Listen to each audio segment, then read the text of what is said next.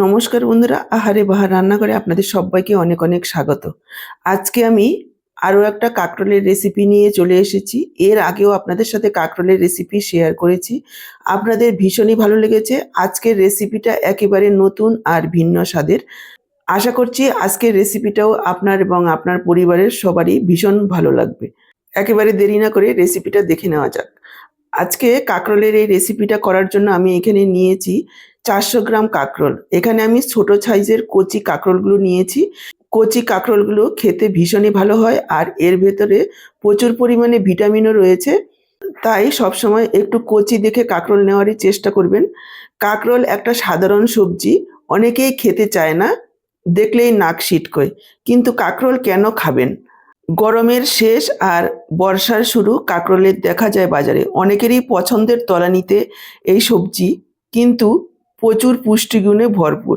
কাঁকরোলে প্রচুর পরিমাণে আয়রন থাকার পাশাপাশি ফলিক অ্যাসিডও থাকে। এ কারণে নিয়মিত কাঁকরোল খেলে রক্তশূন্যতা প্রতিরোধ করা সম্ভব। কাঁকরোল ক্যান্সার প্রতিরোধ করে, মেদ কমায়, দৃষ্টিশক্তির উন্নতি ঘটায়, ধরে রাখে তারুণ্য, শরীর শীতল রাখে। প্রোটিনের অন্যতম উৎস হলো এই কাঁকরোল। এই সবজিতে মিলবে পর্যাপ্ত প্রোটিন। কাঁকরোল খাওয়ার পর কর্মশক্তিও বাড়বে অনেকটাই, সারাদিন থাকতে পারবেন কর্মচঞ্চল। কাঁকরোলে রয়েছে অ্যান্টিঅক্সিডেন্ট, যা ত্বককে টান টান রাখতে সাহায্য করে। তাই বাজারে কাঁকরোল দেখলেই নিয়ে আসুন আর প্রচুর পরিমাণে কাঁকরোল খান। দামেও অনেক সস্তা, পকেটও বাঁচবে, শরীরও বাঁচবে। কাঁকরোলগুলো বাজার থেকে আনার পর ভালোভাবে ধুয়ে নেবেন। 2-3 বার জল পাল্টে পাল্টে এইভাবে ডলে ডলে, কেননা যেহেতু কাটা কাটা রয়েছে, এই কাটা কাটার মধ্যে অনেকটাই ধুলোবালি নোংরা লেগে থাকে। একটু ভিজিয়ে রেখে তারপর এইভাবে ডলে ডলে ধুবেন। আপনারা চাইলে উপরের কাঁটাটা চেঁচেও ফেলে দিতে পারেন, কিন্তু প্রয়োজন নেই, ভালোভাবে পরিষ্কার করে নিলেই চলবে। এই কাঁকরোলকে এক এক জায়গায় এক এক নাম বলে। কোনো জায়গায় কাঁকরোল, কোথাও কাঁকড়া, কোথাও বা ঘি করলা। আপনারা কে কোথার থেকে দেখছেন, আপনাদের ওখানে কি বলা হয় এই সবজিকে, কমেন্ট বক্সে জানাতে ভুলবেন না। কাঁকরোলগুলোকে দেখুন ভালোভাবে ধুয়ে নিয়ে চলে আসলাম। এবার দুদিকটা এভাবে কেটে কাঁকরোলটাকে দুভাগ করে নিয়ে এইভাবে একটু 3 টুকরো করে নিচ্ছি আমি। আপনারা চাইলে দুভাগও করে নিতে পারেন। একটু সরু করে কাটলে খেতে ভালো লাগবে আর রান্নার সময় সেদ্ধও হবে তাড়াতাড়ি। দেখুন সবগুলো কাঁকরোলকে আমি এইভাবে কেটে নিয়েছি আর একই সাইজের করে সাথেই কেটে নিয়েছি একটা আলু। এবার কাঁকরোলের মধ্যে দিয়ে দিচ্ছি পরিমাণ মতো লবণ, দিয়ে দিচ্ছি একটু ধনের গুঁড়ো, সামান্য একটু জিরের গুঁড়ো, একটু হলুদ গুঁড়ো, একটু লাল লঙ্কার গুঁড়ো, আর দিয়ে দিচ্ছি 1 চা চামচ বেসন।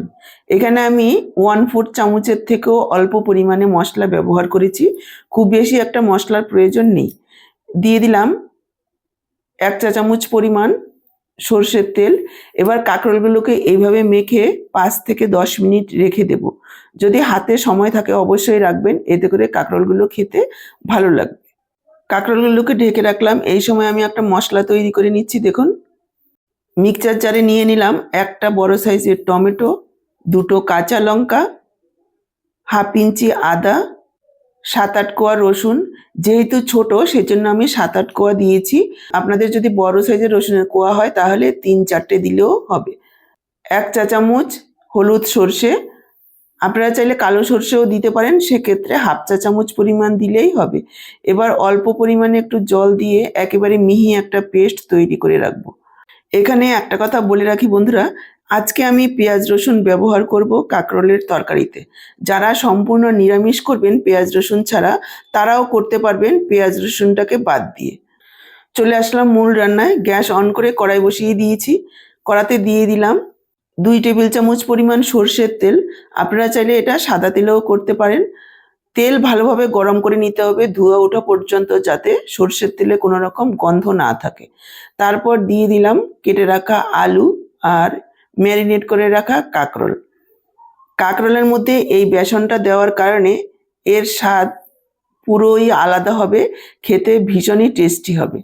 এবার পুরো কাঁকরোল আলু একসঙ্গে প্রায় 4-5 মিনিট সময় নিয়ে মিডিয়াম ফ্লেমে ভেজে নেব, একেবারে লালচে করে। নাড়াচাড়া করে একটু ঢেকে দেব। একটু ঢাকা দিয়ে ভাজলে কাঁকরোল আলুগুলো একটু নরমও হয়ে যাবে আর ভাজাটাও খুব তাড়াতাড়ি হবে। দেখুন কাঁকরোল আলুগুলোকে লাল লাল করে ভেজে নিয়েছি। এবার কাঁকরোল আলুগুলো তুলে নিচ্ছি। কাঁকরোল আলু তুলে নিয়ে আমি আরও একটু তেল দিয়ে দিয়েছি। ফোড়নে দিয়ে দিলাম 1/2 চা চামচ মৌরি। এই মৌরি যেমন আমাদের শরীর ঠান্ডা রাখে, সেরকমই আমাদের হজমেও সহায়তা করে। আর আজকে মৌরিটা দেওয়ার কারণে একেবারে আচারি একটা টেস্ট আসবে এই কাঁকরোলের রেসিপিতে। সাথেই দিয়ে দিলাম 1/2 চা চামচ গোটা জিরে আর 1/4 চামচ কালো জিরে। ফোড়নটাকে কয়েক সেকেন্ড ভেজে নিয়েছি হালকা লালচে করে, তারপর যোগ করে দিলাম পেঁয়াজ। এখানে দুটো মিডিয়াম সাইজের পেঁয়াজ আছে। পেঁয়াজটাকে হালকা লালচে করে ভেজে নিচ্ছি। একটু লবণ দিয়ে দিলাম, এতে করে পেঁয়াজটা খুব অল্প সময়ে তাড়াতাড়ি ভাজা হয়ে যায়। দেখুন পেঁয়াজটাকে হালকা লালচে করে ভেজে নিয়েছি, এই পর্যন্তই ভাজতে হবে, এর থেকে আর বেশি ভাজার প্রয়োজন নেই। এবার আমি যোগ করে দিচ্ছি পেস্ট করে রাখা মশলাটা। মিক্সচারের জারটা ধুয়ে অল্প পরিমাণে একটু জল দিয়ে দিলাম, অনেকটাই মশলা লেগেছিল। এবার পুরো মশলাটাকে 2 মিনিট মতো একটু এইভাবে নাড়াচাড়া করে কষিয়ে নেব। মশলাটাকে আমি 2 মিনিট মতো কষিয়ে নিয়েছি। এবার যোগ করে দিচ্ছি 1/2 চা চামচ কাশ্মীরি লাল লঙ্কার গুঁড়ো। এটা কালারটা সুন্দর হবে, ঝাল হবে না, সেজন্য আমি দিয়েছি, আপনারা চাইলে নাও দিতে পারেন। 1/2 চা চামচ জিরের গুঁড়ো, 1/2 চা চামচ হলুদ গুঁড়ো। এবার পুরো মশলাটাকে একেবারে তেল ছেড়ে আসা পর্যন্ত কষিয়ে নেব। এখানে একটু জল দিয়ে দিচ্ছি যাতে করে মশলাটা নিচে পুড়ে না যায়।